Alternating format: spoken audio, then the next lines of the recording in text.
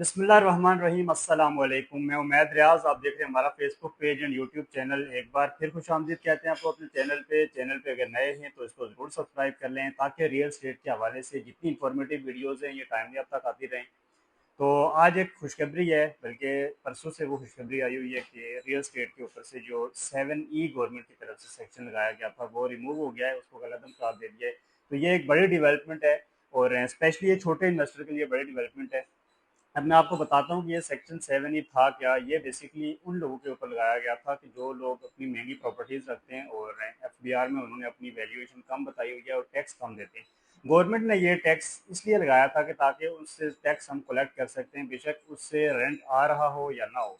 अब उसमें आपके घर भी थे, कमर्शियल प्रॉपर्टीज भी थी, प्लॉट्स भी थे, लेकिन समझ लें कि डायरेक्ट जो टारगेट किया गया था वो प्लॉट्स को किया गया था, क्योंकि अगर आपका घर है तो आपने उसको रेंट आउट किया हुआ है, या फिर आपकी कोई कमर्शियल प्रॉपर्टी है तो उसको भी आपने रेंट आउट किया हुआ है। लेकिन जो प्लॉट थे, प्लॉट तो रेंट आउट नहीं हो रहे थे, लेकिन वहां से भी गवर्नमेंट टैक्स वसूल कर रही थी।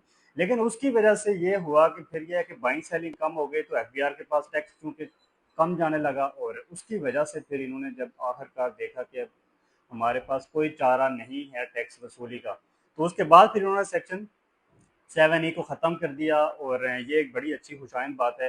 अच्छा, कुछ लोगों के इसमें कमेंट्स थे और कॉल्स भी आई हैं कि क्या ये 7E ख़त्म होने से डीएचए के प्लॉट्स मार्केट में कुछ फ़र्क पड़ेगा या नहीं पड़ेगा।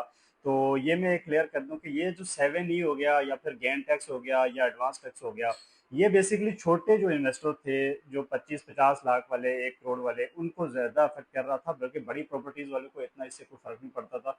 हालांकि सारे टैक्स लगे हुए थे, लेकिन फिर भी पिछले 2 माह में डीएचए के प्लॉट्स में 2-2, 2.5-2.5 करोड़, 3-3 करोड़ तक इजाफा हुआ है, और बहुत मतलब टॉप की जो सेलिंग हुई है डीएचए के अंदर। तो अब उसका मतलब यही हुआ कि लोगों को इस टैक्स की कोई इतनी खास वैल्यू नहीं थी, क्योंकि 10-15 करोड़ वाले बंदे को 10-20 लाख रुपए, 15 लाख रुपए टैक्स का कोई फर्क नहीं पड़ता। अब ये 7E हो गया या दूसरा टैक्स हो गया, ये 25-50 लाख वाले जो इन्वेस्टर थे, जो मार्केट में समझ लें पिछले 4 से 5 साल से कंप्लीट गायब हो गए थे।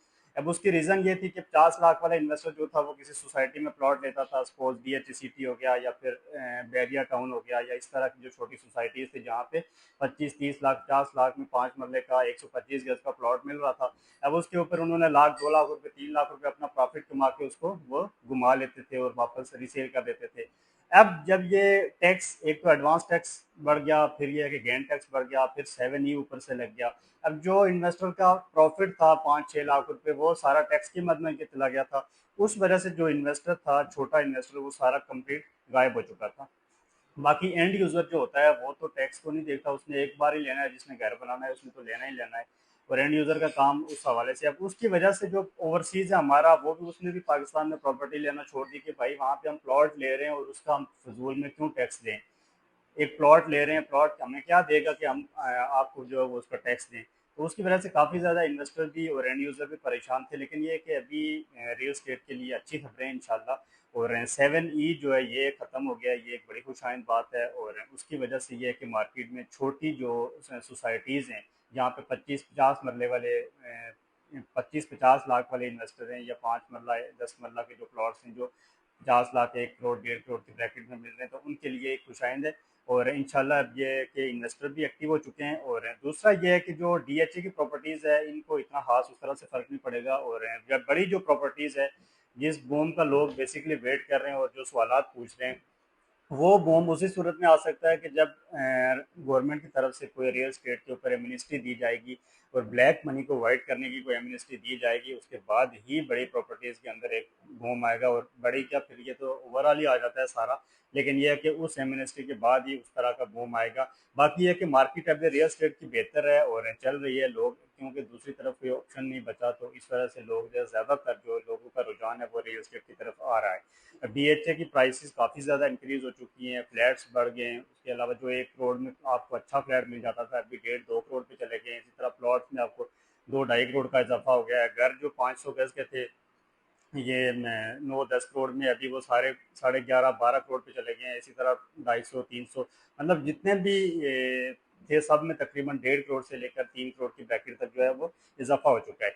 और 7E की एक खुशाइन बात है, और इंशाल्लाह उम्मीद यही है कि अगले जो बजट आ रहा है जून में, उसमें जो एडवांस टैक्स और गेन टैक्स है उसको भी कम किया जा रहा है। और अगर वो 1 या 1.5% पे आ जाएगा तो हमारा जो छोटा इन्वेस्टर था 50 लाख 1 करोड़ 1.5 करोड़ वाला, तो उसके लिए समझ लें एक बहुत बेहतरीन गुड न्यूज़ है ये। और बाकी है कि आपको डीएचए के हवाले से या रियल स्टेट के हवाले से कोई भी इंफॉर्मेशन चाहिए हो तो आप दिए गए नंबर पर फ़ौरन रब्ता करें, हमारे पेज को ज़रूर फॉलो कर लें, चैनल को ज़रूर सब्सक्राइब कर लें, ताकि इन्फॉर्मेटिव वीडियोज़ आप तक टाइम नहीं आती आती रहें। तो वीडियो देखने का बहुत शुक्रिया। अल्लाह हाफिज़।